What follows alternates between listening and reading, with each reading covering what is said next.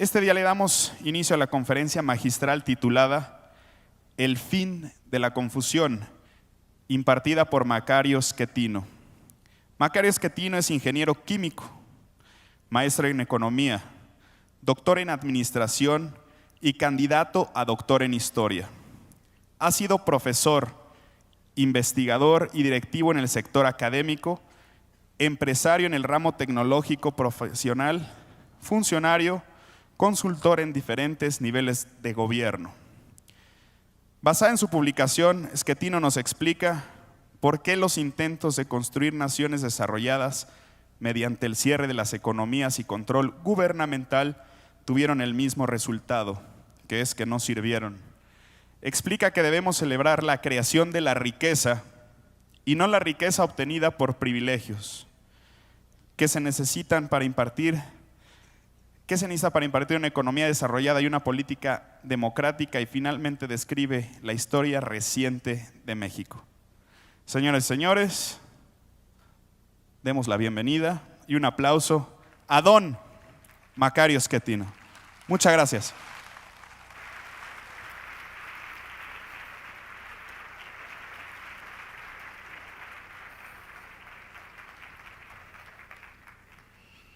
Buenos días.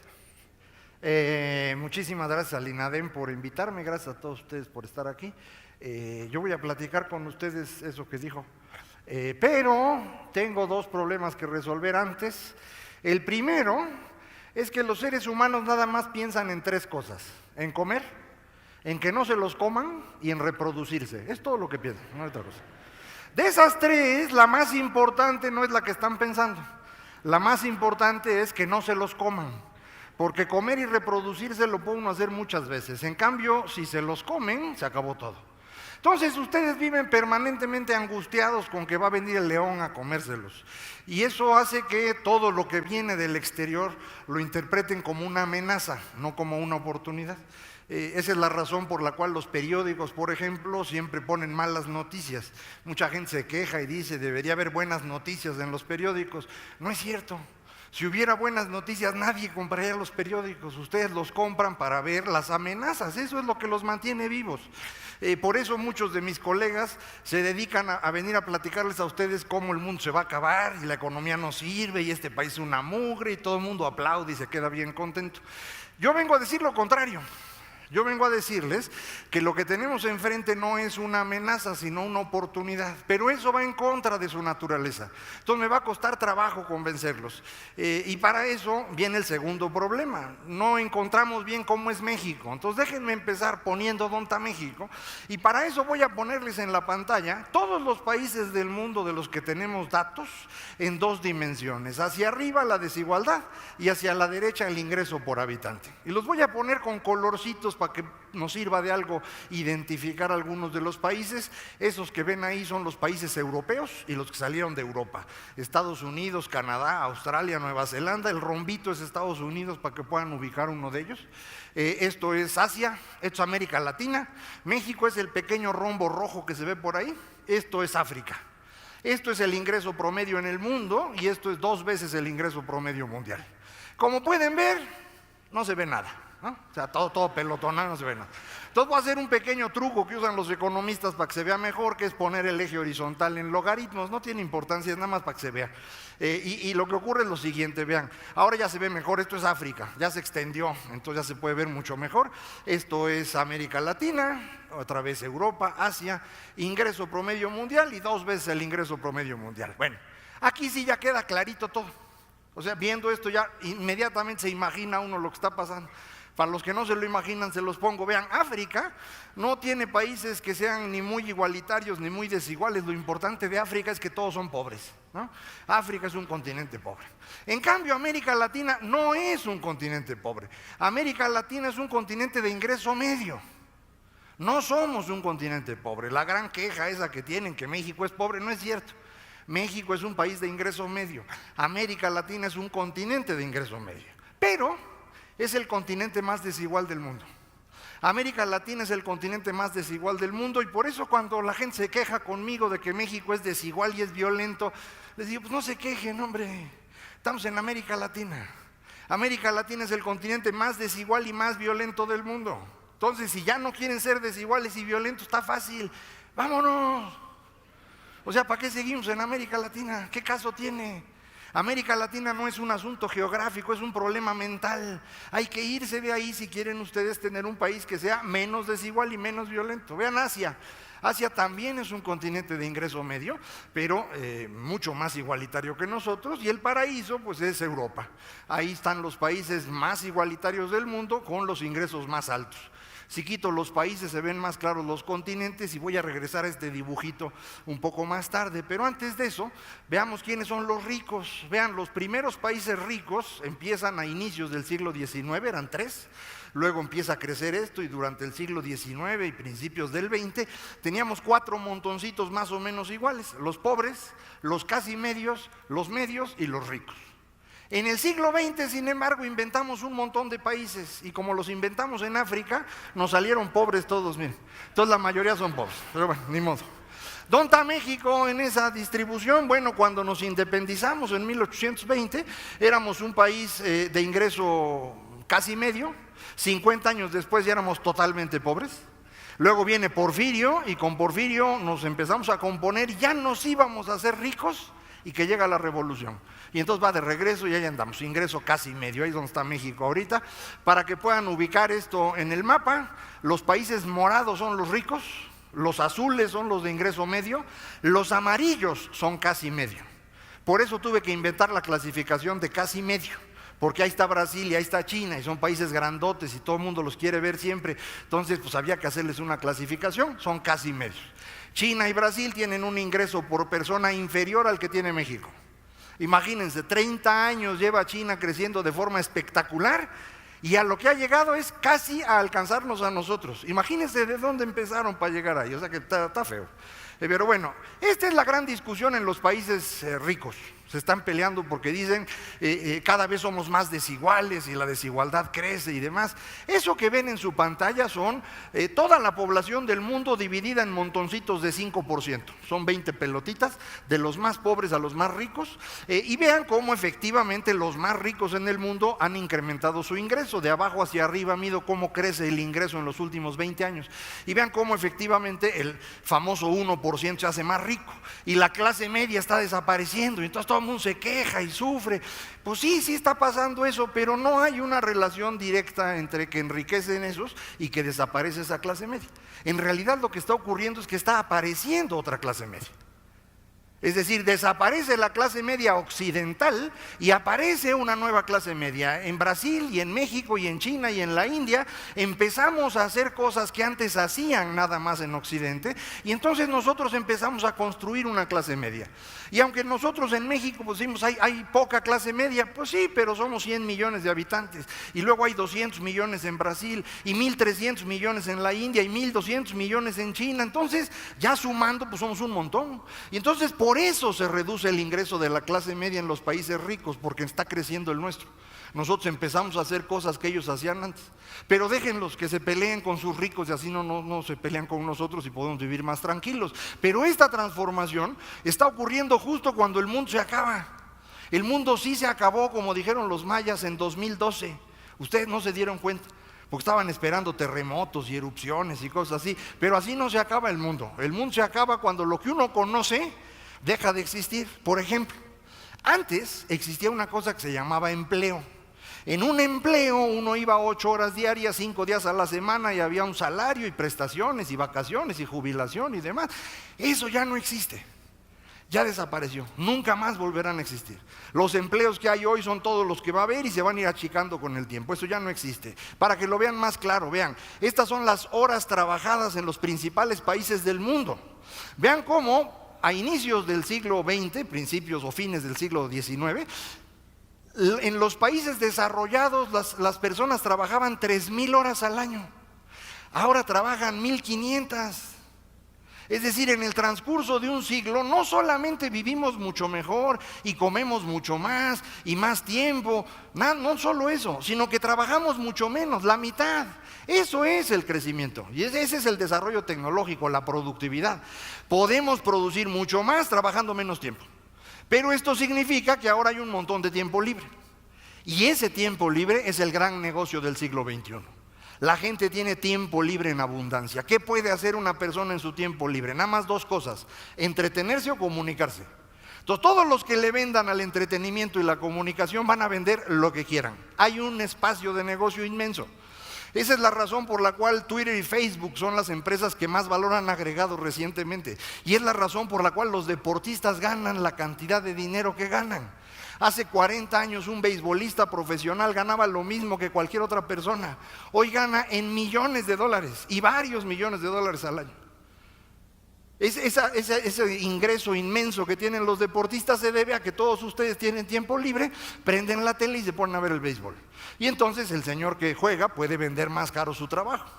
Es tan grande el tiempo libre que incluso si ustedes se dedican a hacer telenovelas, pueden comprarse la casa que quieran, ¿se dan cuenta? Ese es el origen, es cambio tecnológico.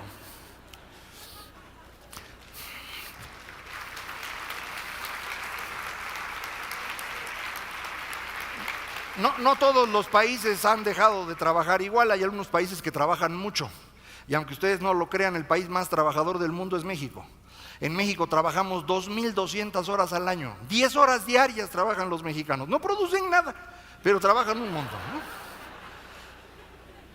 Cambia la forma como nos ganamos la vida y cambia la manera como nos informamos. Antes usábamos el radio, la televisión, los periódicos, ya no más. Este es el rating de las principales cadenas de televisión en Estados Unidos, ABC, CBS, NBC. En 1980 estas tres cadenas sumaban 50% del mercado estadounidense. Ahora esas tres mismas cadenas con la televisión por cable apenas cubren al 20% del mercado. La gente deja de ver televisión. Pero peor, los impresos. Vean ustedes, las 6 principales revistas en el mundo. Estas son las páginas de publicidad pagada que tenían. En 2004 llegaron a vender casi 12,000 páginas de publicidad. Hoy no venden 4,000. Es decir, en el transcurso de 10 años han perdido 60% de sus ventas. Ninguno de ustedes quiere saber eso que es. Es una cosa espantosa, es una tragedia. Es más, una de esas revistas ya no existe. Newsweek dejó de existir porque no se puede financiar, no hay manera que se financie. Hay otra revista, esta Sports Illustrated, que dice que es de deportes, pero es de fotos. Corrieron a todos los fotógrafos a inicios de año porque no tienen cómo pagarles. Desaparecen estas formas de información, digámoslo así. Y esto cambia también la política. Es decir, lo que estamos viviendo en el mundo es un cambio tan profundo que cambia incluso la política. Vean, si ya no hay empleos, no hay trabajadores. Y si no hay trabajadores, la izquierda no tiene sentido. La izquierda existe para defender trabajadores, no izquierda. Y si no hay izquierda, la derecha no tiene con quién pelearse, entonces tampoco sirve, ¿me explico? ¿Qué significa esto? Significa que los partidos políticos tradicionales de izquierda y derecha ya no nos sirven. Y entonces la gente empieza a votar por cosas rarísimas. Digo, ni aplaudan porque es peor de lo que se imaginan, vean. Estas son las elecciones en Europa que me sirven porque son muchos años, entonces puedo utilizar más información. Vean cómo los votos por la derecha más o menos se mantienen, pero la izquierda empieza a perder votación. Y esto hace que empiecen a crecer otros. ¿Qué son otros? Lo que sea, literalmente lo que sea. Para que vean un ejemplo, en Europa, en los últimos 4 años, la rayita amarilla que está hasta arriba es el partido Syriza, el partido griego. Hace 4 años tenía 5% de los votos, hoy gobierna Grecia. Igual destruyen Grecia, pero ganaron, ¿no? Sí, es lo importante. La joroba que ven ahí en medio es Italia. Es el movimiento 5 estrellas, es un grupo político dirigido por un payaso de la televisión que como única oferta política dice que se vayan todos. Y con eso tiene 25% de los diputados en Italia. La rayita azul que ven al final es el partido Podemos, un partido español que tiene 1 año y medio de existir. También lo dirige un payaso, no de la televisión, de la Universidad Complutense, pero es igual un payaso. Y lo que ofrece él, lo que ofrece este partido es que si ganan, van a gobernar España como Hugo Chávez gobernó Venezuela. Y aunque usted no lo crea, a inicios de este año estaban en primer lugar de intención de voto. Afortunadamente no hubo elecciones en España. Hubo elecciones hasta mayo y para ese momento ya estaban en tercer lugar. Va a haber elecciones generales en ese país en diciembre. Yo espero que para entonces estos ya no existan. Pero vean lo que ocurre. La gente no sabe por qué votar. No entiende qué está pasando. Busca alternativas y agarra lo que sea. Es lo que nos pasa a nosotros. En este año tuvimos elecciones y empezaron a votar por cosas rarísimas, partidos pequeños que quién sabe qué son. Es más, hasta un señor independiente ganó la gubernatura en Nuevo León. ¿Por qué? Porque la gente no sabe por quién votar. Porque los problemas que resolvían estos partidos ya no existen. Y los problemas que tenemos no hay partidos que los resuelvan. Vean, en el siglo XX el conflicto era entre trabajadores y empresarios. Y entonces había izquierda y derecha. Pero ese no es el conflicto actual, porque ya no hay empleos, ya no hay trabajadores. ¿Cuál es nuestro conflicto hoy? El problema del siglo XXI es entre jóvenes y viejos. ¿Por qué? Porque los viejos tuvieron empleos, tuvieron prestaciones, tienen pensiones hoy. Pensiones para las que nadie ahorró nada. Entonces hay que pagarlas con impuestos. ¿De dónde salen los impuestos? De los jóvenes que no tienen empleo, no tienen prestaciones, no van a tener pensión, pero van a tener que pagar los impuestos para que los viejos tengan pensión. Y los jóvenes dicen, yo no juego, yo no le entro. ¿Por qué? Es una injusticia. Y a lo mejor tienen razón los jóvenes. Y al menos ellos están votando por estas cosas raras. ¿Sí me explicó? Entonces lo que estamos viendo en el mundo es una transformación total de la forma como vivimos. No es únicamente que cambia tantito algo, no. Se está modificando por completo la manera de vivir de los seres humanos y nos cuesta trabajo entenderlo. Y esto es distinto entre los ricos y los que no lo somos. En los países ricos menos trabajo implica más tiempo libre, otras formas de información, otras formas de hacer política. En los países que no somos ricos esto es un problema diferente, porque el no tener suficiente tiempo de trabajo a lo mejor ya no nos permite ser desarrollados y además no tenemos tantas fuentes de información y tantos sistemas políticos alternos como se puede tener en un país rico. ¿Por qué hay unos ricos y otros no? Bueno, después de haber revisado todos los países que son ricos y todos los que podrían serlo y no lo son, llego a la conclusión de que hay únicamente dos diferencias entre los ricos y los que no lo son. Todos los países ricos en el mundo tienen un Estado fuerte, limitado por la ley y responsable frente a sus ciudadanos, todos. Y todos los países ricos en el mundo tienen una sociedad que celebra la producción de riqueza y desprecia los privilegios. Todos los países ricos tienen estas dos características y todos los que no tienen estas dos características no son ricos. Para que lo vean con más claridad, regreso a mi dibujito. Decía yo, Europa es el paraíso, ahí están los países desarrollados de mayor ingreso, mayor igualdad. Pues sí, porque ahí los estados son fuertes, limitados por la ley y responsables frente a los ciudadanos. Y la sociedad es una sociedad que celebra la producción de riqueza y desprecia los privilegios. Entonces por eso les va bien. Del otro lado del mundo está África. En África no hay estados, no hay limitación, no hay ciudadanos, no hay nada. En África si acaso hay privilegios, el que tiene armas gobierna y el que no se aguanta. En medio está Asia. En Asia hay estados muy fuertes donde los ciudadanos importan poco. Probablemente porque les sobran, ¿no? 1.300 millones en China, 1.200 millones en la India. Si se les pierden 10 o 15 millones ni cuenta se dan, entonces no tiene importancia. América Latina tiene estados medio fuertes, medio limitados, donde medio nos hacen caso. Pero la gran característica de América Latina es que a nosotros nos encantan los privilegios. Por eso somos el continente más desigual del mundo. América Latina celebra los privilegios. La razón por la cual América Latina se independizó no fue por los cuentos que les contaron a ustedes de Miguel Hidalgo y Simón Bolívar y similares, no. Nos independizamos para que no fuera a ser que se nos acabaran los privilegios. Cuando Napoleón invade España a inicios del siglo XIX y lleva con él la Revolución Francesa, había el riesgo de que los privilegios desaparecieran y entonces los países latinoamericanos dijeron, no, nosotros nos vamos aparte. Y nos independizamos por eso. Y hemos mantenido los privilegios 200 años. Y por eso hoy somos el continente más desigual. En México, en América Latina, nos encantan los ricos. Los festejamos. Pero no si son ricos porque produjeron, sino si son ricos por lo que sea. Si son ricos porque heredaron, si son ricos porque son políticos corruptos o si son narcotraficantes, es igual. Los festejamos igualito. Bueno, pues ¿cómo quieren que sea este país? Si celebramos a los ricos impunemente, bueno, pues el resultado va a ser ese. Nadie va a producir riqueza, todo el mundo va a ver cómo la obtiene por privilegios. Y eso es lo que hemos estado construyendo. Esto es un proceso muy largo. Vean, Europa empieza la transformación en el siglo XVI. En 1500, Europa empieza a cambiar las cosas de manera que para 1800, 300 años después, ha sentado las bases para el crecimiento y la democracia. Antes de 1800 no existió en el mundo crecimiento económico y tampoco existió democracia como la conocemos hoy. Ese es un invento que inicia en 1800 porque Europa desde 1500, 300 años antes, empieza a sentar las bases para ello. Nosotros empezamos en 1997. O sea, no llevamos ni 20 años. Y ustedes quieren que funcione. Espérense, esto tarda. O sea, Europa tardó 300 años. No quieran ustedes hacerlo en 20, por más ganas que tenga uno, por más esfuerzo, no se puede. Es un proceso. Para que puedan ver el proceso que hemos hecho, déjenme empezar un poquito antes. En 1990 empieza el primer momento de transformación en México. La apertura, la desregulación, el Tratado de Libre Comercio. ¿Cuál fue la reacción a esto? Fue una reacción violentísima. Mataron a Colosio, mataron a Ruiz Massieu, hubo el levantamiento del Ejército Zapatista de Liberación Nacional, una crisis financiera profunda en 1995, fue una tragedia. En el 97 pasamos a la democracia y nos echamos 15 años sin poder hacer nada.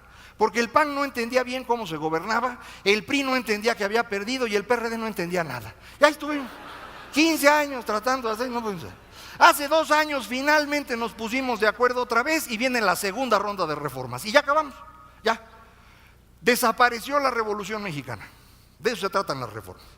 Ya no existe la revolución. Todo lo que saben de la revolución está bonito como cuento, pero ya no existe. Todo lo que había en la Constitución que tenía que ver con la Revolución Mexicana se fue, y qué bueno. Porque la razón de que México haya sido un fracaso en el siglo XX es la revolución. Nos equivocamos, ni modo, ya, ¿qué se le va a hacer? Pero hay que cambiarlo, ya lo cambiamos. Pero igual que pasó en 1990, hay una reacción menos violenta que la anterior, mucho menos violenta, pero aún así este último año ha sido difícil por la reacción a los cambios. Hay gente que no quiere que haya estos cambios ocurran. Son transformaciones que no podemos terminar todavía. Por ejemplo, cuando Salinas intenta en los años 90 hacer la transformación, quiere mover nada más la economía sin mover la política. Y el resultado fue el que ya les dije, violencia en abundancia, y al final tuvieron que hacer la transformación política. Ahora, ¿qué hicimos? Pues igual quisieron mover la economía, pero sin ajustar el Estado de Derecho. ¿Y entonces qué ocurre? Pues ocurre Tlatlaya, ocurre Iguala, y la Casa Blanca, y la Casa de Malinalco, y casas por aquí, casas por allá, y se vuelve una tragedia, y ni modo, hubo que entrarle al cambio en el Estado de Derecho. Y entonces se hace el Sistema Nacional Anticorrupción, que es una cosa espectacular, que prácticamente nadie ha entendido bien según veo. El Sistema Nacional Anticorrupción es una transformación espectacular del Estado de Derecho en México. Se los voy a platicar con detalle más adelante. Pero primero, que nos quede claro, lo que estamos viendo en México es una lucha por el control del Estado. ¿Por qué? Porque en todos los países desarrollados hay nada más un bandido, el Estado, que a todo mundo le quita 30% de su ingreso y luego da tantita educación, tantita salud, y lo demás va para el ganador. Entonces todo el mundo quiere estar en el Estado. Y aquí eso es lo que está ocurriendo. El crimen organizado quiere sustituir al Estado mexicano. El crimen organizado no es narcotráfico nada más. Narcotráfico es uno de los negocios. El crimen organizado lo que quiere es sustituir al Estado. Es decir, cobrar impuestos a través de derecho de piso y extorsión, e impartir justicia a través de secuestros y asesinatos. Eso es lo que están haciendo. Y han logrado gobernar prácticamente Tamaulipas y buena parte de Michoacán y cachos de Guerrero. O sea, sí es un asunto importante. Hay otro grupo en México que quiere construir una república comunista. ¿Por qué alguien quiere hacer una república comunista en el siglo XXI? No lo sé, pero eso quieren. ¿Dónde están estos? Pues en Guerrero, en Oaxaca, en Estado de México, un poquito aquí en el DF, para que los ubiquen fácilmente. Son los que están atrás de la Coordinadora de Trabajadores de la Educación y de los chavos de Ayotzinapa. Esos son los que están. ¿Qué van a hacer? Nada, nunca van a ganar, pero van a estar jorobando continuamente, ¿no? Y hay políticos que se cuelgan de esto, ¿no? Entonces, por eso empezamos a ver tantas cuestiones que nos angustian, porque lo que tenemos en México es un problema de legitimidad. Durante el siglo XX, los que gobernaban México eran legítimos porque eran los herederos de la Revolución Mexicana. Los ganadores de la Revolución fueron los que gobernaron México y eso les daba legitimidad. Del 97 para acá, la legitimidad no la da eso. La legitimidad la dan los votos. Pero eso no todo el mundo lo entiende.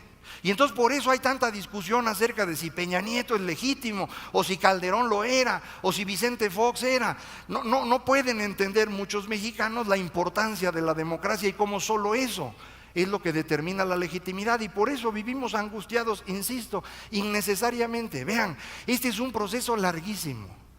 Vuelvo a ponerlo en perspectiva. Las naciones europeas que hoy conocen ustedes empiezan a construirse en el siglo XV.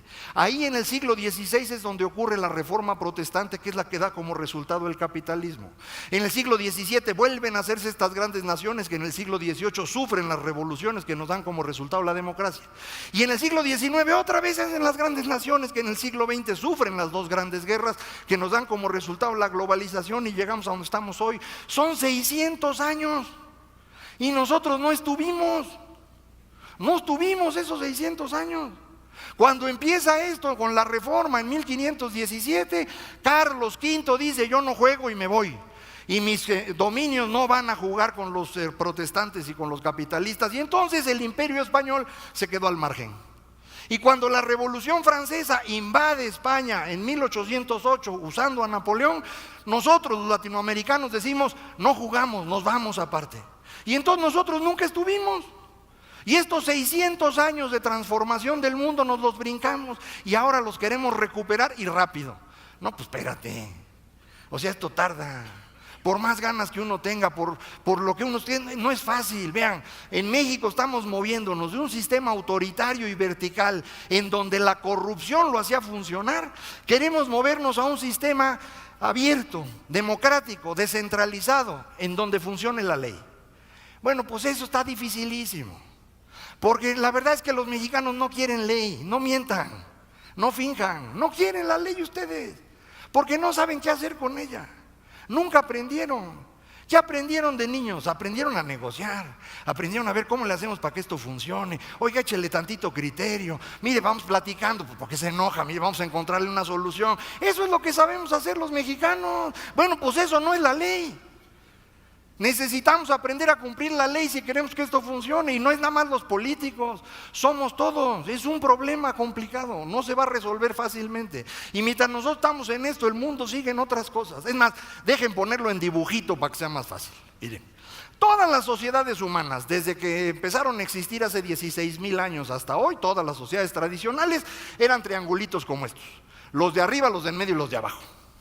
En el siglo XVI, decía yo, en 1517, Europa empieza a experimentar con un nuevo dibujito, un rombo. Y ahí están los de arriba, los de en medio y los de abajo, como siempre, pero ahora los de en medio son más. Y como son más, ellos mandan.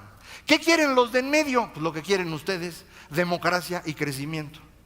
¿Por qué puede haber democracia y crecimiento en el mundo a partir de 1800? Porque desde 1500 en Europa se empieza a construir esta nueva estructura social que cuaja, insisto, 300 años después. Nosotros en 1997 teníamos nuestro triangulito. En menos de 20 años ya medio hicimos el rombo. Acabamos hace 3 meses y ustedes quieren que ya funcione. Pues no se puede. Europa tardó 300 años. Les doy otro ejemplo, Estados Unidos. Estados Unidos tardó 100.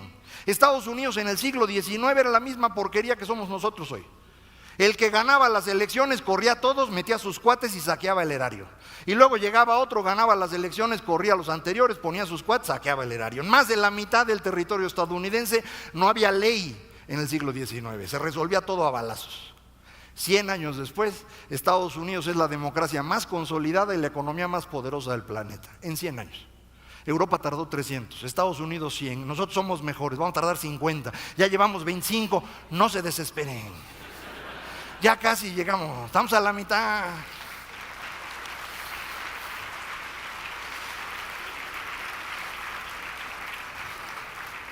Yo entiendo que se angustien porque dicen, pues sí, maestro, pero mientras estás con esto, la economía es una tragedia. La economía hace 30 años que no crece. Bueno, eso no es cierto. No es que la economía no haya crecido los últimos 30 años. No ha crecido nunca, nunca. O sea, unos creen que es 30 años porque son lo que conocen, pero no creció nunca. Miren, entre 1910 y 1940, el crecimiento de la economía mexicana fue exactamente 0.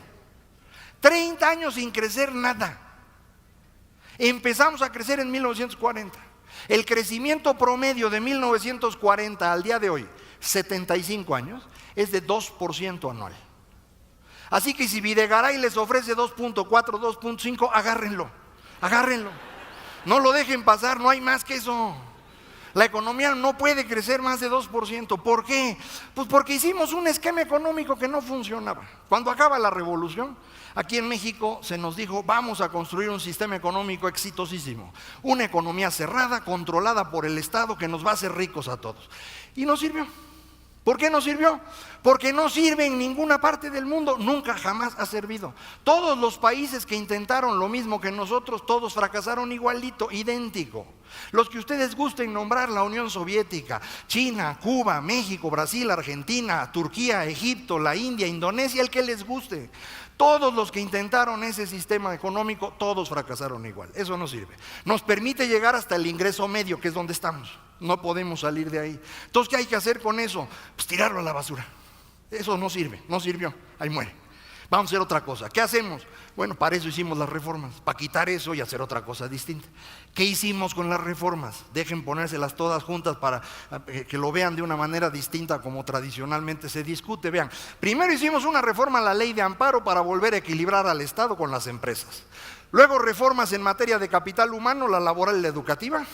Reformas financieras, la financiera, la fiscal de dinero, una reforma de competencia, una de telecomunicaciones, la energética, un nuevo Código Nacional de Procedimientos Penales, nueva ley de derechos humanos, un sistema anticorrupción y una nueva ley de transparencia. Ahí nomás.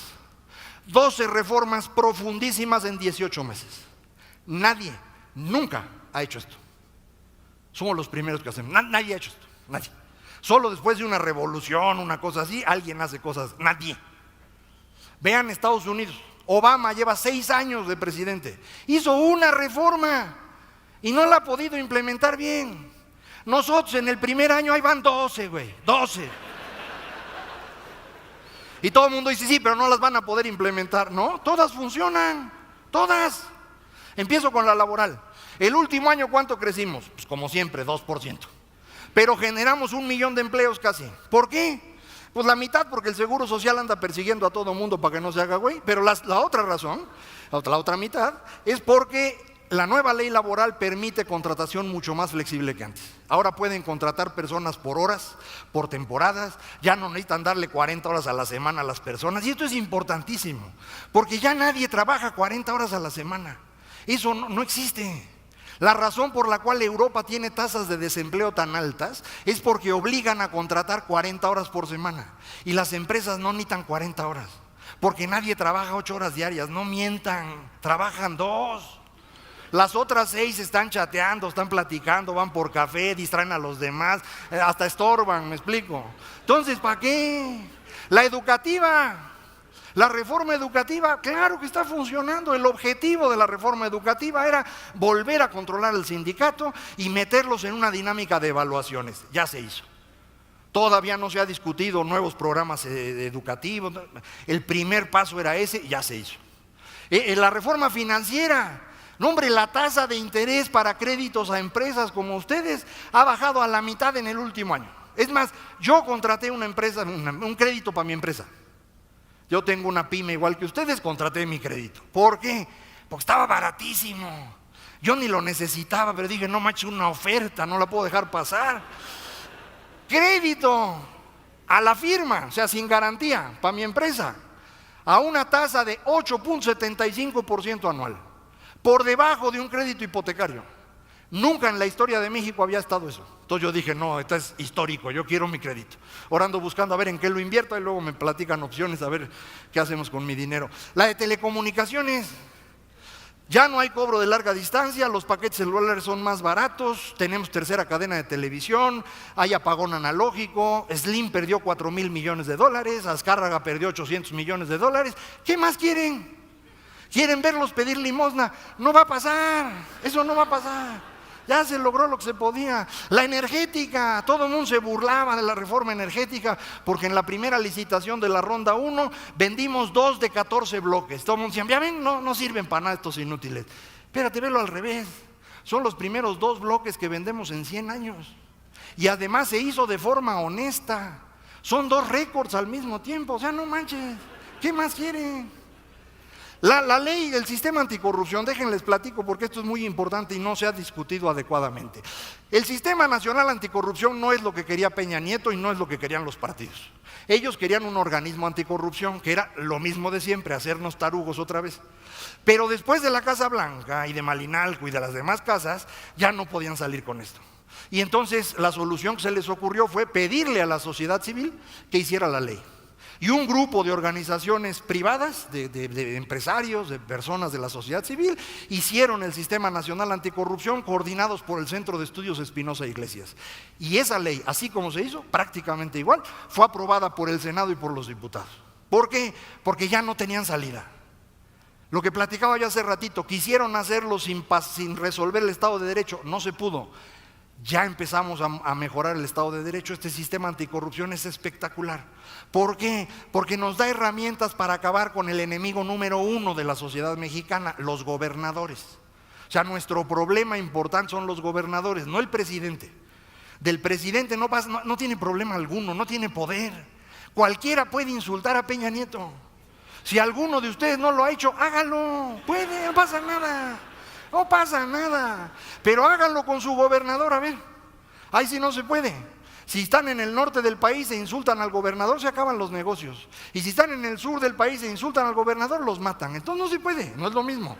Nuestro problema son los gobernadores. Y este Sistema Nacional Anticorrupción los va a empezar a controlar. ¿Por qué? Porque ahora la Auditoría Superior de la Federación va a poder revisar todo el dinero que va de la Federación a los estados, que es más o menos 90% del dinero que tiene un gobernador. Así que 90% del dinero va a estar vigilado. Y entonces ya va a ser muy difícil que el gobernador saque el erario como lo hacen hasta hoy. Y eso va a hacer que ya no sea tanto negocio ser gobernador. Entonces ya no cualquiera va a querer ser gobernador. Y esto va a cambiar la forma como se hacen las elecciones. Se van a hacer más baratas por obligación. ¿Me explico? Ahora este es un proceso, no es para mañana. Esta ley ya se aprobó, se está en proceso de crear la Fiscalía de la Nación, que va a ser como el procurador actual, pero de forma autónoma. Va a haber un fiscal especializado en corrupción. La Auditoría Superior de la Federación tiene estas facultades que no tenía. Se crean tribunales de cuenta pública que nunca habían existido en México. Y yo estoy seguro que en 5 años metemos 2 gobernadores a la cárcel. Y ahí empieza a cambiar todo, van a ver. Entonces en 5 años empezamos a ver resultados y en 10 años va a ser otra cosa. Esto va por buen camino, pero tarda. Por más ganas que uno quiera hacerlo rápido, no se puede. Ahora, estas reformas, las reformas económicas, le dan a México 3 puntos más de crecimiento cada año. O sea, del 2% que llevamos creciendo cada año desde hace 75, ahora podemos crecer 5% anual durante al menos 15 años. Eso es lo que va a pasar. ¿Cuándo? Cuando acabemos de resolver esta parte que nos falta y cuando encontremos a ver quién va a trabajar, porque pues ahora alguien tiene que trabajar para esto, ¿no? Y no está tan fácil. Vean bien esta gráfica, porque me costó mucho trabajo. Ahí lo que están viendo son todas las personas que trabajan en todas las entidades federativas, distribuidas de acuerdo a cómo es su trabajo. Los que están de azul clarito o verde clarito son los formales. Luego los que están un poquito más oscuros son formales, pero que no tienen todas las prestaciones. Luego viene el gobierno, luego los informales y luego los campesinos de autoconsumo. Los que generan riqueza son los primeros 2, en particular el verde clarito o azul clarito, pero esos 2 son los que generan riqueza. Entonces vean la diferencia inmensa entre estados. Los estados de hasta arriba, Nuevo León, Chihuahua, Baja California, Coahuila, Sonora, Querétaro, Aguascalientes, Jalisco.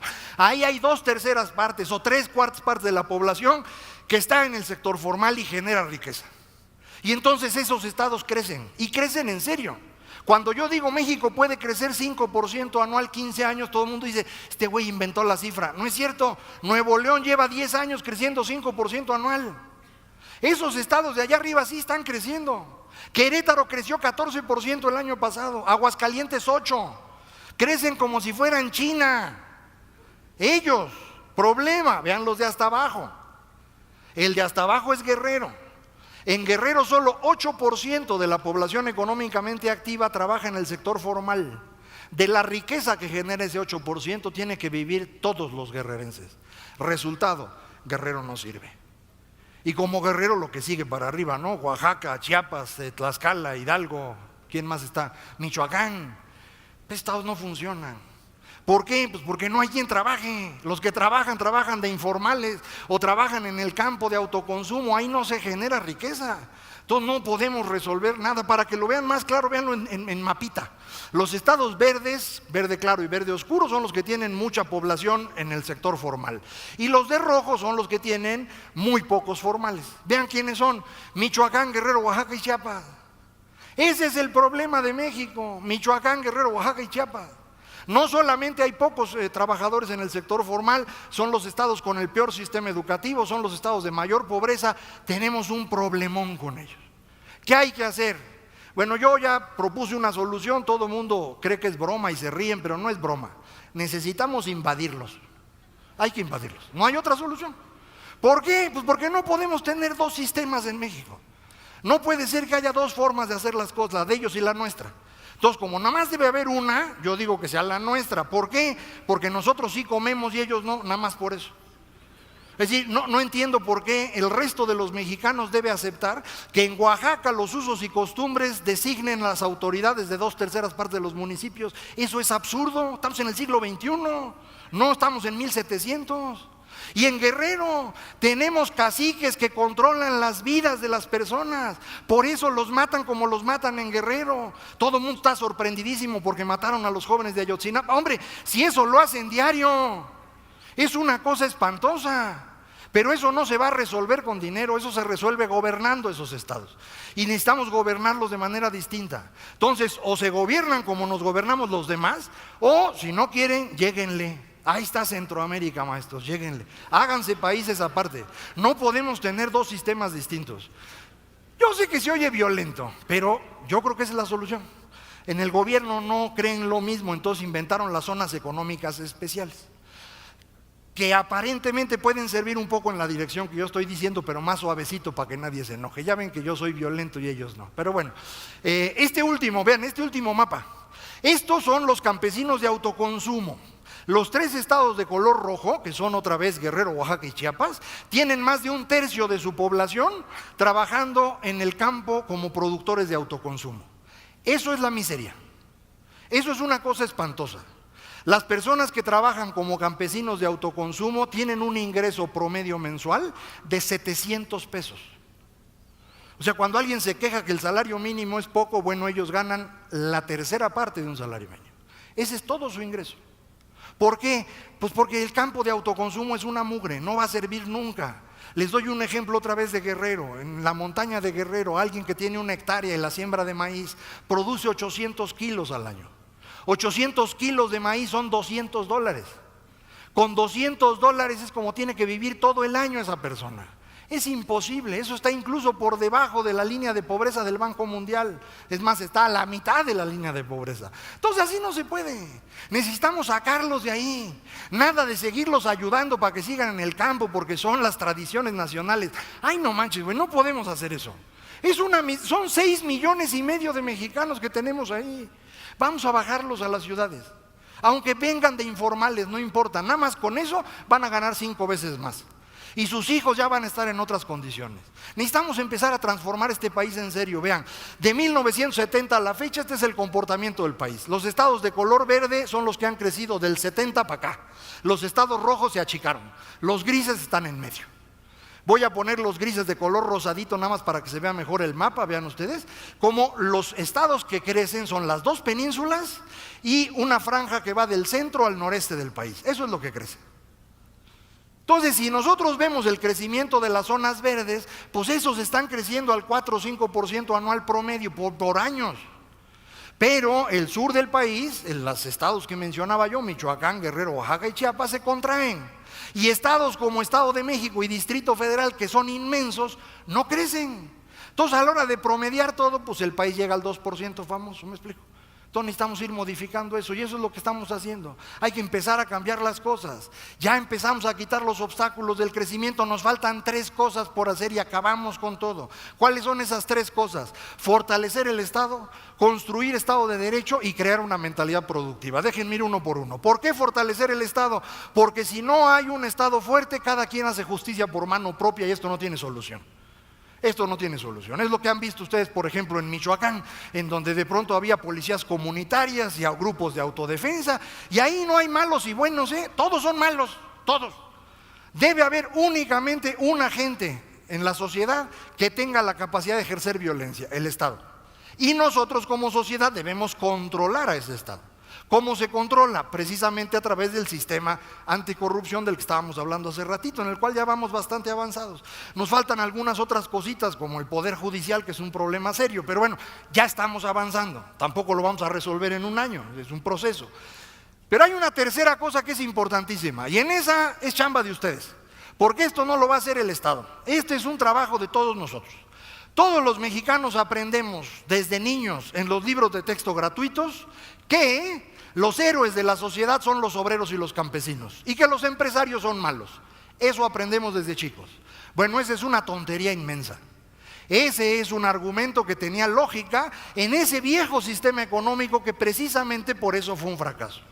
El verdadero héroe de la sociedad, el único héroe en la sociedad, es el empresario. Porque el empresario es el que enfrenta el riesgo. Y solo cuando se enfrenta a riesgo se genera riqueza. Si no hay riesgo de por medio, no hay riqueza creada. Hay privilegios, hay lo que ustedes quieran, pero no se generó riqueza. Entonces, solo aquellos que enfrentan el riesgo son los que efectivamente generan riqueza para la sociedad, y entonces ya hay espacio para obreros y campesinos y todos los demás que ustedes quieran. Pero necesitamos convencer a todos los mexicanos que el elemento más importante en la sociedad es el empresario. Son ustedes. Necesitamos ir convenciendo a todos de esto, porque aprendemos, insisto, desde niños lo contrario.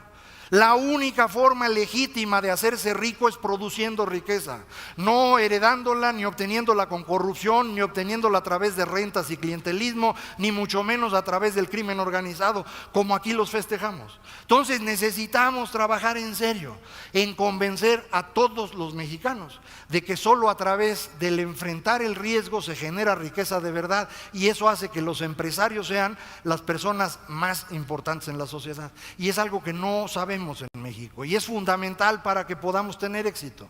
Ahora, si lo logramos, las oportunidades que tenemos son inmensas. Aunque ustedes no lo crean, por primera vez le atinamos al momento adecuado, porque siempre hacemos las cosas cuando ya no sirven. Ahora sí le atinamos. Vean, China se está yendo al demonio. Si tienen suerte están creciendo al 4% anual, ya no al 10 y al 12, como que 4. Por eso Brasil está en una recesión profundísima. Y Rusia, que era otro de los países que todo el mundo festejaba, pues como nada más venden petróleo y gas, también están en la miseria. Entonces, fíjense, en este momento, el mejor país del mundo para invertir es este. Aunque usted no lo crea, no hay otro mejor. Imagínense cómo están los demás. Este es el mejor de todos. No hay otro. Ni Turquía, ni Polonia, ni Rusia, ni la India, ni nadie. Nosotros somos los buenos. Es increíble. Para que lo vean con más claridad, vean. Estas son las 15 economías. Ah, sí lo movió. ¿Ya ven? Les dije que lo iba a mover. A ver cómo lo resuelvo esto. Este sí es un problema. Bueno, estas deberían ser las 15 economías más grandes del mundo desde 1960, pero no se ven 15, se ven 2, 4, 6, 8, 10, no importa. Vean, la de hasta arriba, Estados Unidos, es la economía más importante del mundo desde hace muchos años, solo al final la supera China. Alemania, que andaba en segundo lugar, ya se fue al quinto, nomás no se van a ver bien las rayas por el problema que les digo. Esto es Japón, que se mueve en esa dirección. China, que está en segundo lugar, ahora está en primero. Pero lo importante para nosotros es allá abajo, tampoco lo van a ver muy claro, voy a tratar de explicarlo desde aquí. Estas rayitas deberían ser Brasil y México. Vean cómo Brasil y México se van moviendo alternativamente. Y vean cómo al final, si ven la columna que dice 2015, Brasil está varios lugares arriba de México. Y esto ha hecho que en los últimos años los brasileños se sientan muy sacalepunta y vengan a México y digan que ellos sí saben, nosotros somos inútiles. Y las empresas traían directivos brasileños porque eran unos genios. Bueno, ha llegado el momento de la venganza. Cada vez que se encuentren un brasileño, pregúntenle: oye, mano, ¿cómo están las cosas por allá? Nada más. Y ahí se sientan a verlo llorar 2 horas. Brasil está en una tragedia espantosa, por una razón bien interesante. ¿Se acuerdan de la explosión demográfica? ¿Se acuerdan que íbamos a ser tantos seres humanos que no iba a alcanzar la comida? Bueno, no fue cierto. No solo no fue cierto, sino que ya estamos al revés. Ya se nos acabó la gente. Esta es la población en edad de trabajar. Esos que ven ahí son Alemania y Japón. Vean cómo va para abajo. Están perdiendo población. Ya no hay gente en edad de trabajar en esos países. Lo mismo ocurre en Italia y en Rusia. La única parte en el mundo donde está creciendo la población en edad de trabajar son países africanos. Y allá no hay trabajo. No sé para qué nacen allá, pero ahí nacen. Más interesante aún, China y Brasil. China arrancó este año con 750 millones de trabajadores, la mayor cantidad de trabajadores de toda su historia pasada y futura. China está perdiendo a partir de este año entre 5 y 10 millones de trabajadores cada año. Durante los próximos 15 años China va a perder el equivalente a la economía estadounidense. Y hoy China no tiene el tamaño de Estados Unidos. Es decir, China no vuelve a crecer. Se acabó el crecimiento de China. Lo que lograron, lo lograron, ya nos alcanzaron a nosotros y ahí se van a quedar. En ingreso medio, su sistema no da para más y ya se les acabó la gente. Y ahí se van a quedar. Pero lo mismo le pasa a Brasil. Esto yo no lo podía creer cuando estaba haciendo los numeritos. Dije, no puede ser. Volví a hacer las cuentas 3 veces, estaban bien. Brasil es de aquí de América Latina, son jacarandosos y todo. Yo dije, se han de reproducir.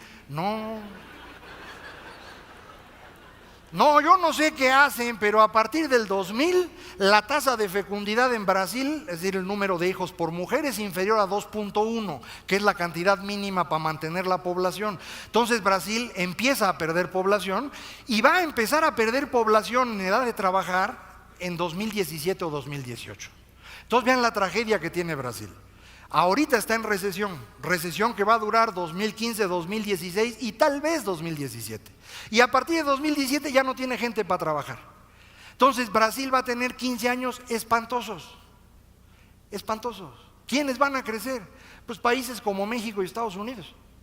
Entonces esto cambia por completo el orden de las economías del mundo. Para verlo más claramente, vean, estas son todas las economías grandes del planeta puestas por continente para ver cuánto crecían. La franja café es el crecimiento de la población en edad de trabajar, la franja amarilla es el crecimiento de producción por cada chango y entonces la suma es el crecimiento total. Eso era la primera década de este ciclo. Vean lo que ocurre en la segunda década, que es en la que estamos hoy, vean, se jala para atrás todo. ¿Y qué va a pasar en la próxima? Ahí está. Y ya muchos ya quedan en números negativos, la parte café, vean, ya están perdiendo mucha población. Entonces esto cambia el orden de las economías de manera importantísima. Otra vez no se van a ver bien por culpa de la mugre esa, pero bueno, ahí están. Estados Unidos va a regresar a ser la primera economía del mundo. El año que entra, en 2 años o en 3 años. China ya no va a ser la primera, pero tampoco va a desaparecer, es un país inmenso. Va a ser la segunda economía por mucho tiempo. Pero vean México y Brasil, otra vez no le hagan caso a los colorcitos porque se movieron. México y Brasil, México va a alcanzar a Brasil en los próximos 5 años y para el 2030 México supera a Brasil y se convierte en la 7ª economía más grande del mundo. Y eso, aunque ustedes no quieran. O sea, no depende de ustedes. México va a ser la 7ª economía del mundo. Si ustedes trabajan, puede que seamos la 6ª, pero yo no voy a andar apostando a eso, entonces lo dejo en la 7ª. Entonces, México está en el continente más violento y desigual del mundo. No es extraño que seamos un país violento y desigual. Es América Latina. Es una historia que construimos en los últimos 500 años y específicamente América Latina en los últimos 200, que nos ha convertido en lo que somos. Es nuestra historia. Hay que corregirla. No hay otra cosa que hacer. Estamos en un mundo que cambia rapidísimo y eso también nos genera mucha angustia. Ya no sirven los partidos políticos de antes, ya no se generan empleos, ya no hay fuentes de información como las que teníamos anteriormente y eso nos pone nerviosos. Pero es el proceso de cambio, no es nada espectacular. ¿Qué nos falta? Nada más 3 cosas. Un Estado fuerte, necesitamos invertir mucho más dinero en policías, en el Poder Judicial, en Procuraduría, en Ejército, en Marina. México gasta en todo esto que acabo de mencionar 1.3% del PIB. Países similares a nosotros gastan 5 puntos del PIB. Es decir, necesitamos multiplicar al menos por 3 lo que gastamos en seguridad si queremos tener un país más seguro, menos violento. Entonces eso hay que hacer.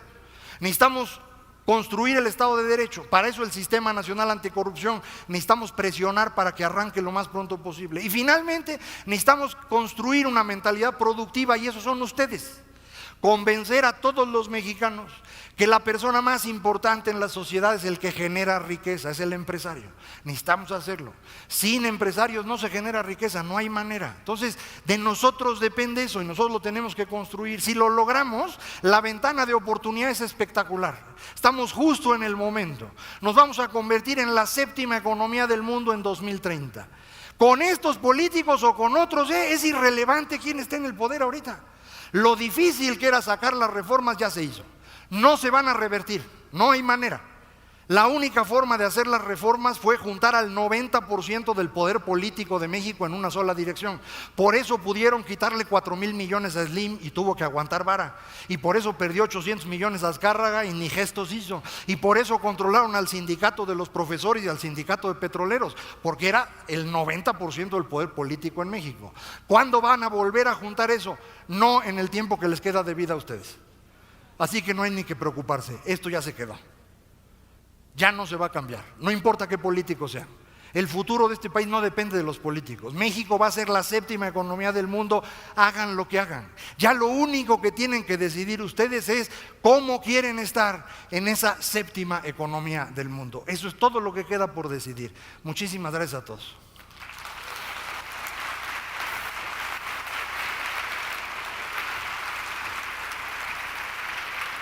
Gracias.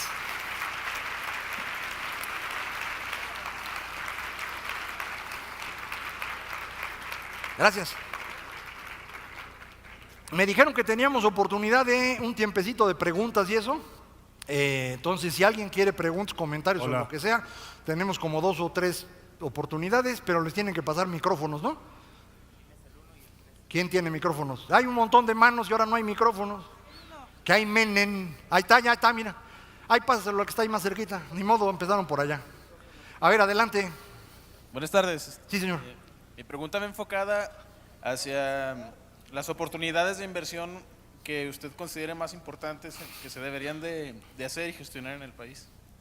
Que deberían ustedes aprovechar ahorita. Hay de todo. Hay de todo, hay muchísimas cosas que se van a poder hacer. Una primera cosa importante es que hay una industria de exportación que está necesitando cosas a las cuales se les puede uno vender. Otra segunda importantísima es la que yo comentaba, el tiempo libre. Hay un montón de espacio en entretenimiento y comunicación que tiene para que ustedes puedan hacer ahí empresas interesantes. Finalmente, una cosa que puede ser útil, no es tan fácil hacerlo al principio, pero pueden irlo empezando a pensar. Y es que China, decía yo, ya no va a crecer, pero esto no significa que China desaparezca. Lo que va a ocurrir es que en China va a empezar a crecer el consumo. Entonces China ya no va a comprar lo que compraba, petróleo, fierro, cemento y cosas de esas. Ahora va a empezar a comprar cosas para el consumo de los chinos. Entonces lo que los chinos consumen va a empezar a tener una gran demanda. Por ejemplo, puercos. Los chinos comen carne de puerco, esa es la carne que más consumen. Si ustedes producen puercos, se los pueden vender. Ya tenemos granjas especializadas en vender puerco a China, en Sonora y en Yucatán, aunque usted no lo crea. ¿Por qué están en los dos extremos? No sé, pero ahí están. Y hay otras cosas que se pueden ir moviendo en esta dirección. Entonces, si la pregunta fuera en qué hay que especializarse, fundamentalmente en lo que les guste hacer a ustedes y tengan alguna experiencia. Eso es lo más importante. Oportunidades de negocio siempre hay, siempre. Gracias. Otro. Sí, adelante, señor. Buenas tardes. Comentó sobre el Poder Judicial de la Federación, totalmente de acuerdo. Una de las cosas que me gustaría saber es la opinión que tiene respecto al nombramiento de ministros de la Suprema Corte, porque desde hace muchísimo tiempo en la Constitución se establece, para los que no conocen, que el presidente tiene que dar una terna de 3 posibles candidatos y ya decide el Senado.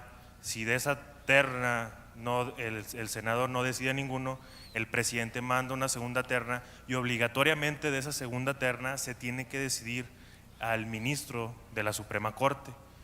Actualmente tenemos 11 ministros en la Suprema Corte que resuelven los casos más trascendentales.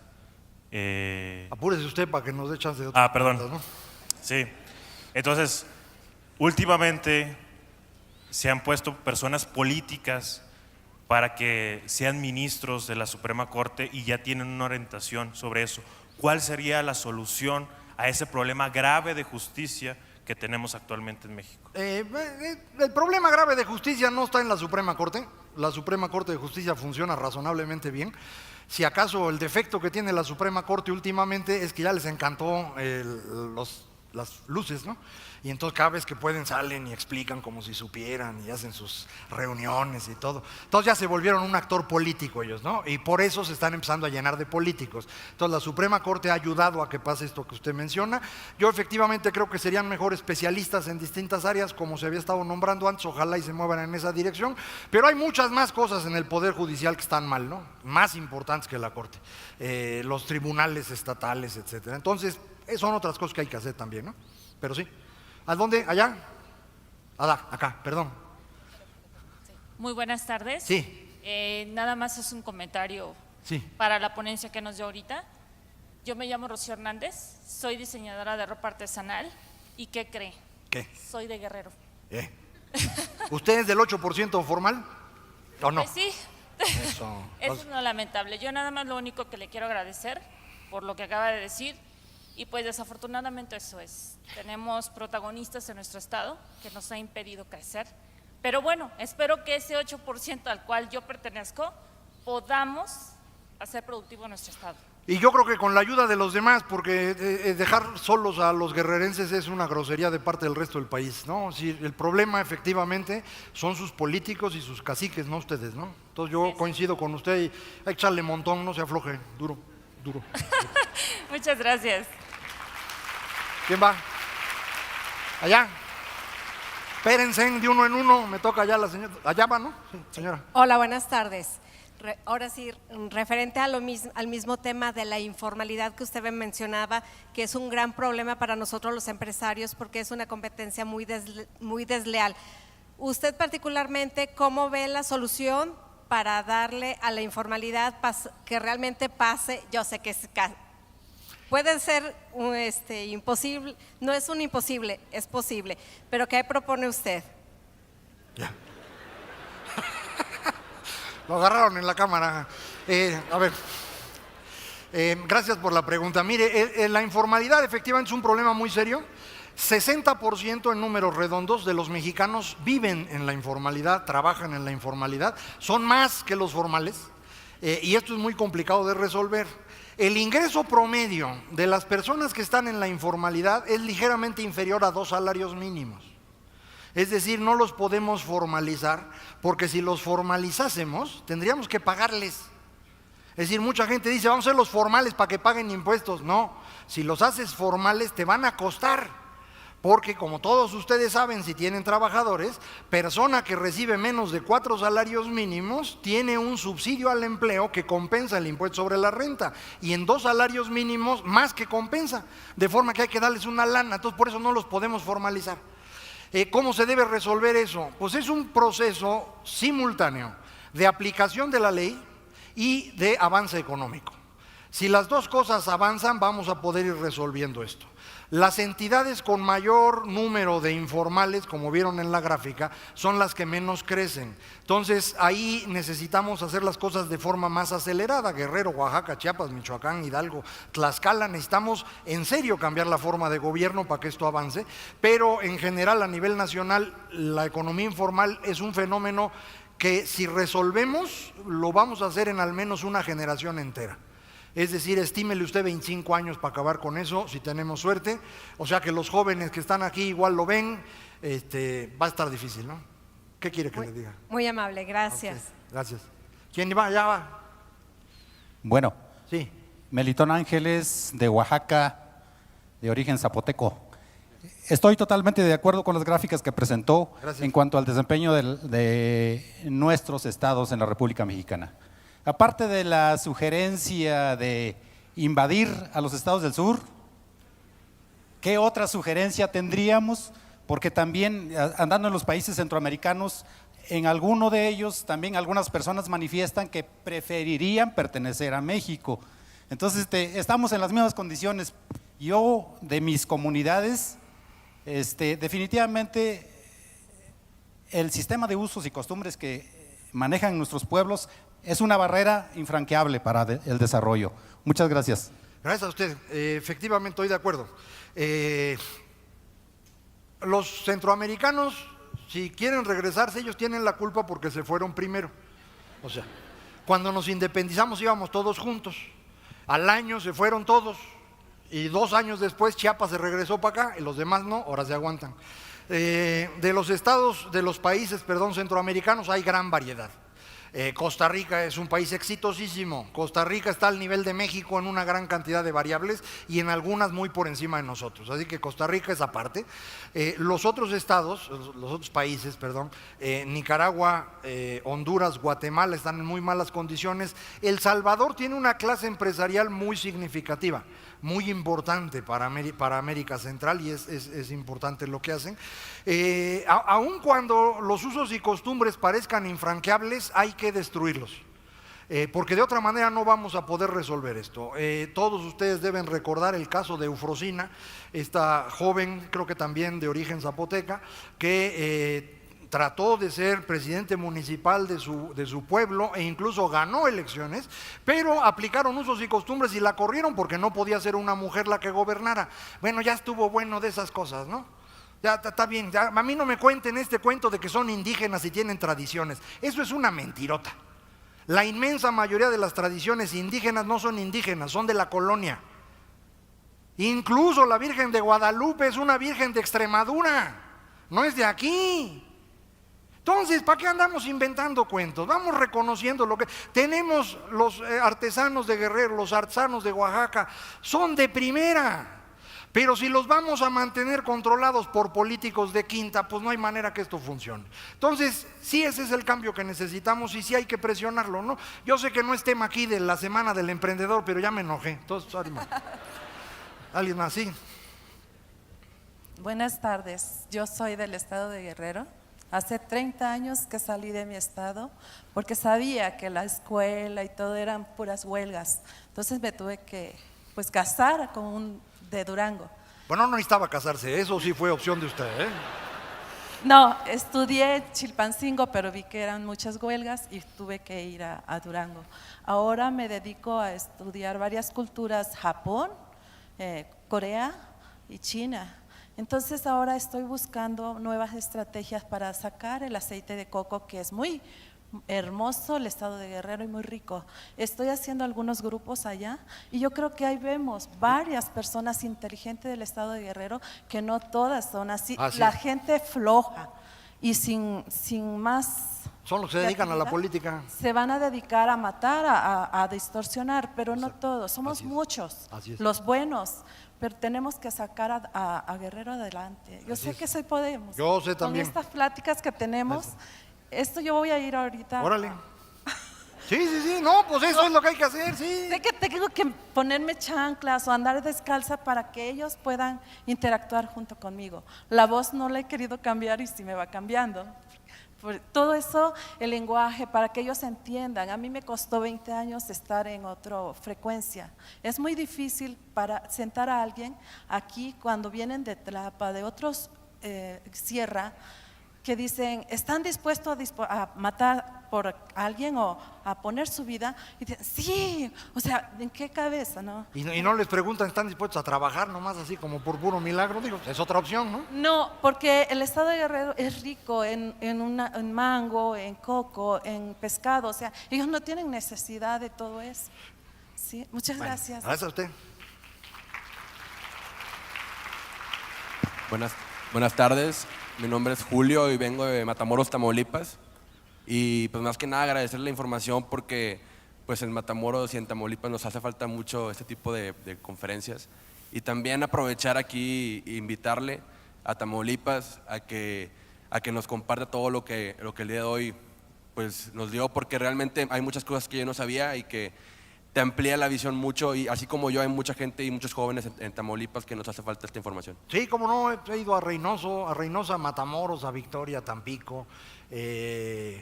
No pasa nada, o sea, sí, cuando quieran, voy con mucho gusto, sí.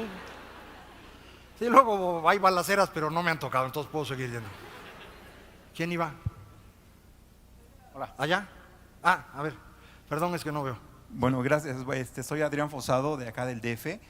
He visitado en repetidas ocasiones el estado de Chiapas y mi pregunta es muy concreta. Lejos de invadirlos, o bueno, más bien eso es lo que se propone, ¿no? Invadirlos. ¿Qué tipo de, como mexicanos, qué podemos hacer para poder hacer crecer esos estados en cuanto al tipo de negocios o de empresas que podamos nosotros llevar, de consumo o industria de transformación? Es algo complejo, porque si no hay transformación, no hay una industria de que transformen, no hay un capital. Y de consumo, que es lo que regularmente en esos estados hay mucho consumo, ¿no? En Chiapas particularmente, que es un área turística. Entonces, ¿cómo podemos hacer crecer y qué nos recomienda usted para poder invertir allá en esos estados? Algo que es determinante para que estas cosas funcionen es que haya buenas vías de comunicación, algo que Chiapas ya tiene, al menos hasta Tuxtla, ¿no? Digamos en parte a San Cristóbal, lo demás está más difícil. Las vías de comunicación son importantísimas para poder invertir en serio. ¿Qué industria de transformación puede instalarse en estos lugares? Pues no es fácil, ¿no? Porque la forma como se instalan las industrias tiene que ver con los conocimientos que ya existen en la zona. Les pongo un ejemplo, que es un ejemplo extraordinariamente exitoso y es bien raro: Querétaro. ¿Por qué en Querétaro ahora hay una industria aeroespacial mexicana? Si nosotros nunca habíamos hecho aviones ni nada que se pareciera. Bueno, pues porque el gobernador Ignacio Loyola, allá en Querétaro, hace 10 años, se le ocurrió que quería hacer un aeropuerto. Y no les voy a platicar toda la anécdota, aunque es muy chistosa. Acabó haciendo el aeropuerto más grande de América Latina. ¿Por qué? Pues porque estaba peleado con alguien del gabinete de Fox que no lo quería dejar hacer el aeropuerto. Dijo, era uno grandote. E hizo uno grandote. El más grande de América Latina, el único aeropuerto donde podía aterrizar el Airbus 380 en ese momento.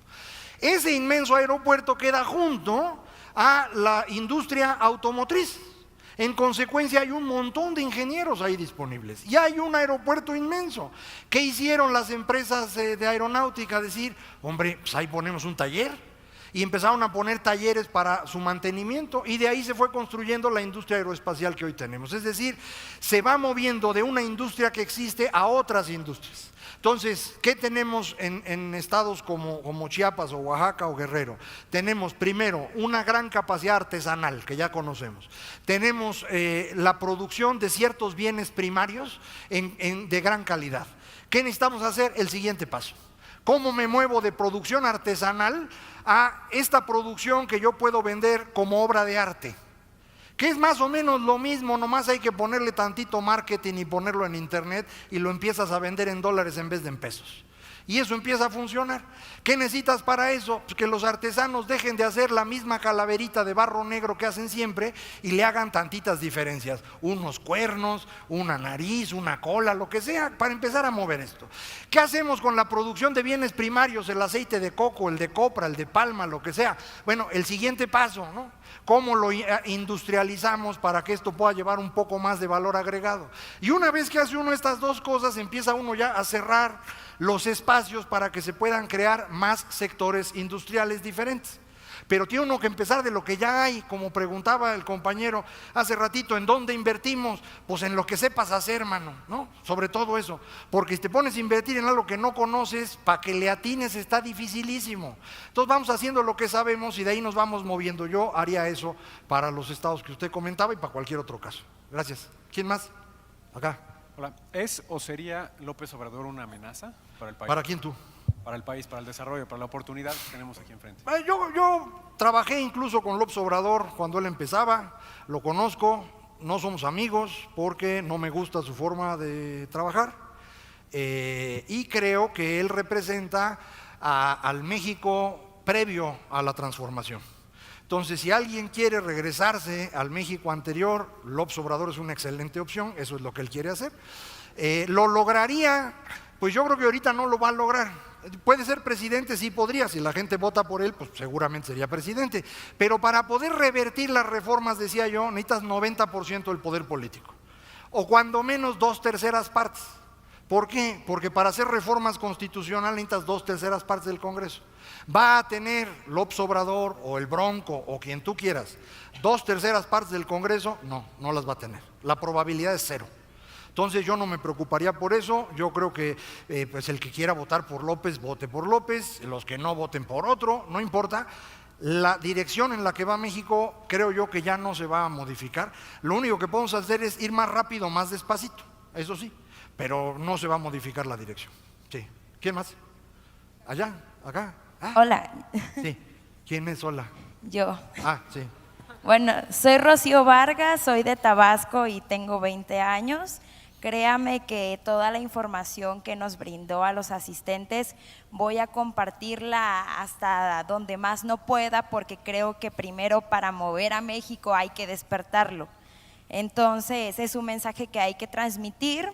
Y al principio de su conferencia me llamó mucho la atención que dijo sobre que siempre recibimos noticias malas, ¿no? Siempre estamos escuchando lo peor, abrimos el periódico y están las peores noticias, y lo bueno le dan una cuarta parte de cuartilla, ¿no? Sí. Entonces, bien dice, hay un conferencista que dice que somos lo que recibimos.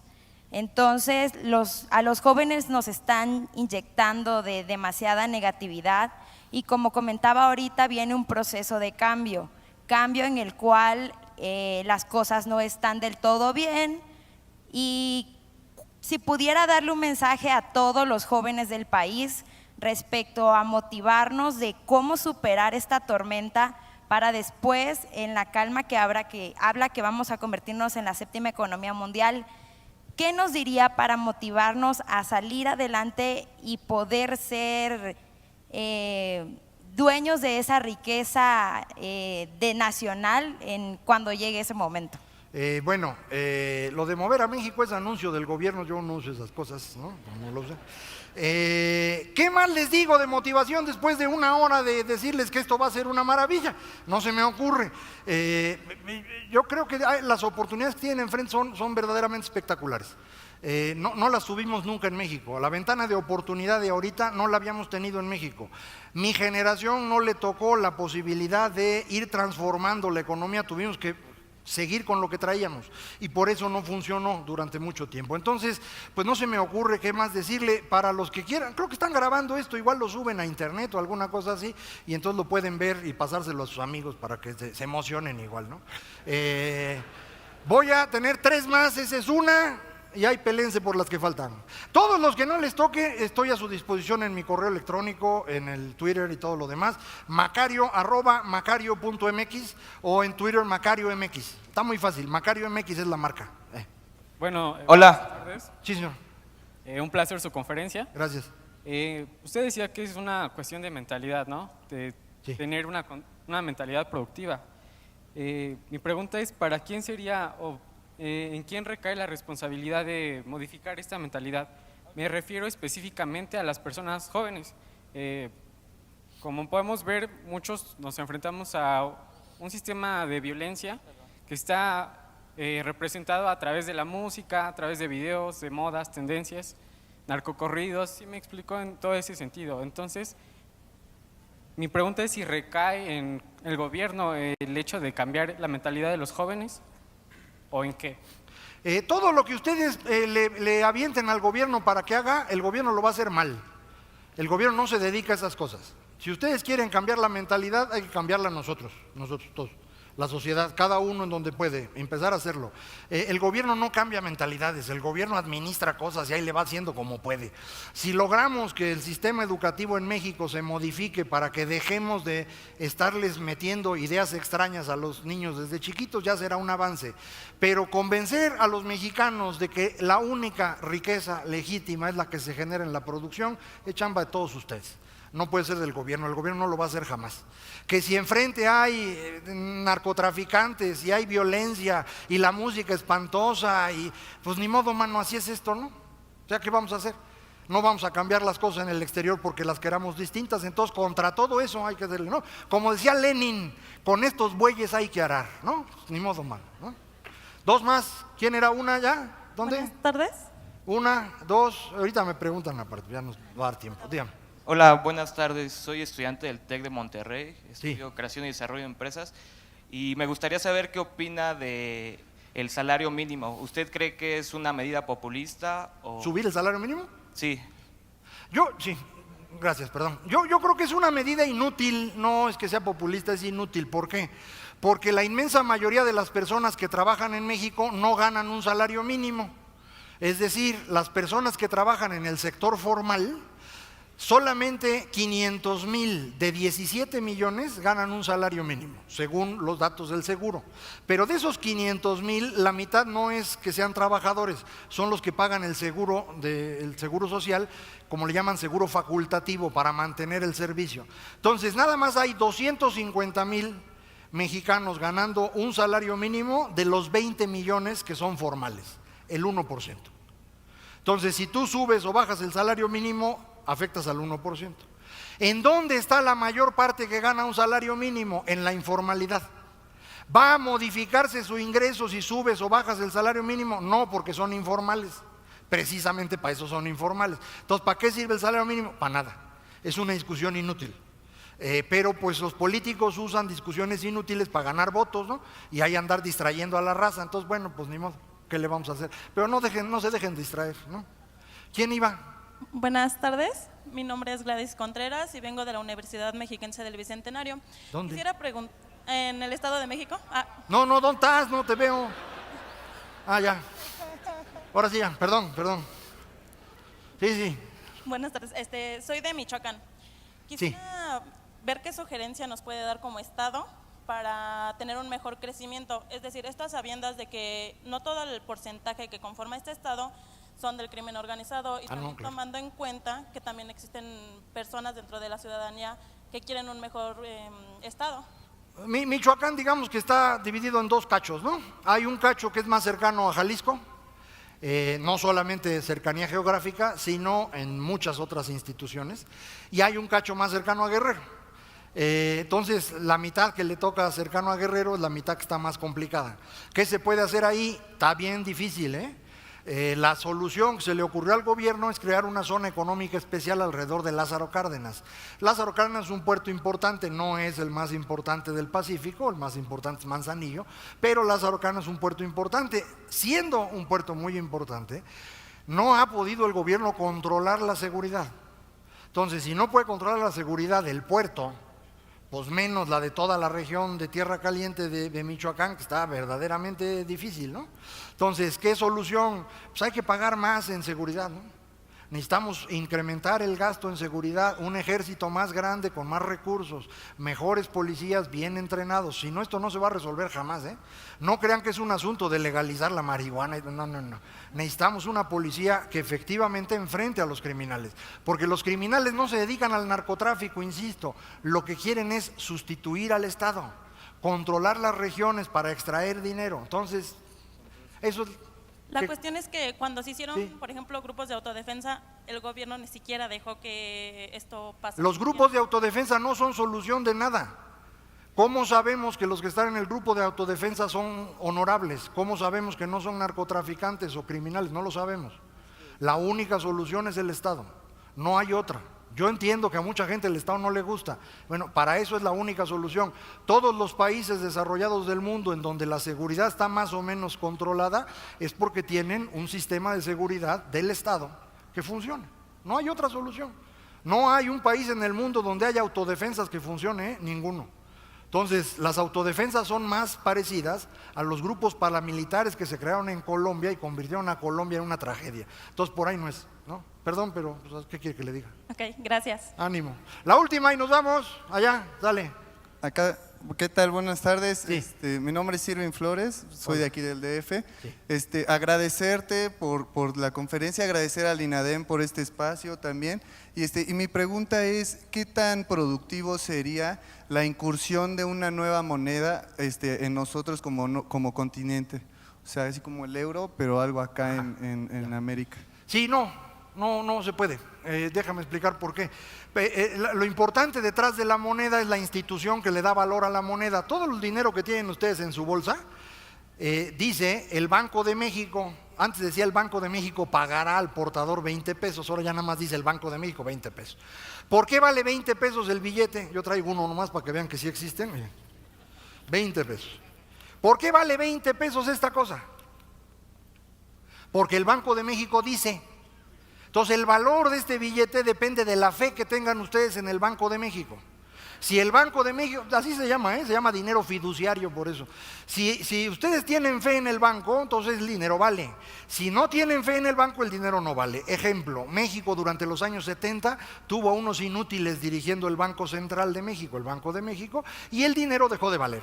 La inflación se hizo de 20, 30, 40, 100% anual y dejó de valer el dinero. Ahora tenemos un señor que hace las cosas bien, el dinero vale. Entonces, ¿de qué depende el valor del dinero? De la confianza que tienes en las instituciones. Nosotros tenemos confianza en el Banco de México. Yo pregunto, ¿tenemos confianza en el Banco Central de Guatemala? ¿Tendríamos confianza en el Banco Central de, ¿qué les gusta? Colombia. Para hacer más claro el ejemplo, en El Salvador y en el Ecuador, es tan baja la confianza que desaparecieron los bancos centrales y usaron al dólar como moneda y usan dólares porque no tienen confianza en sí mismos. En Argentina desaparecieron el Banco Central e inventaron una cosa que se llamaba Consejo Monetario, que fue lo que los llevó a la tragedia financiera. Nadie en su sano juicio tendría una moneda única con Argentina, por ejemplo. Nadie. Cuando menos en los próximos 100 años. Entonces no se puede, ¿no? ¿Qué quieres que yo haga? ¿No? Bueno, muchísimas gracias a todos. Estoy a sus órdenes. Gracias, doctor.